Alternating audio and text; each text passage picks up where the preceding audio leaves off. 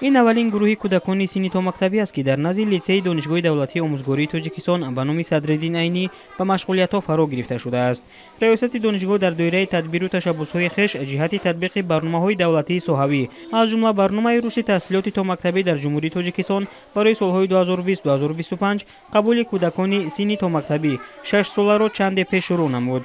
مشغولیت‌ها با کودکان در گروه‌ها مطابق به طلبات زمانی معاصر به راه مانده شده با زبان‌های تاجیکی، روسی و انگلیسی راه‌اندازی می‌گردند. آنها همه روزه از ساعت 13 تا 16 به مشغولیت‌ها فرا گرفته می‌شوند.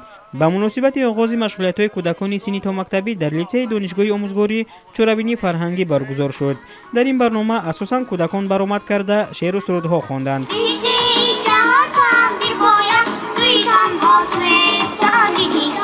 مسلم است که کودکی در مؤسسه تا مکتبی به تعلیم و تربیت فرا گرفته برنامه مکتبی را بهتر از خود میکند و دایره و سطح تفکرش از دیگر همسالانش به طوری نظر از فرق دارد. از این رو حکومت مملکت در این سمت تدبیر اندیشی نموده برنامه‌های مخصوص را عملی مینماید. در همین زمینه در مملکت در نزد مؤسسه‌های تعلیمی و به طور الهیده مرکزهای رشد کودک به فعالیت شروع نموده کودکان را برای تحصیل در مکتب آماده میکنند. اکنون لیسه دانشگاه دولتی آموزگاری تاجیکستان به نام صدرالدین عینی نیز با راه‌اندازی مشغولیت‌های تا مکتبی در این سمت نقشگزار خواهد بود.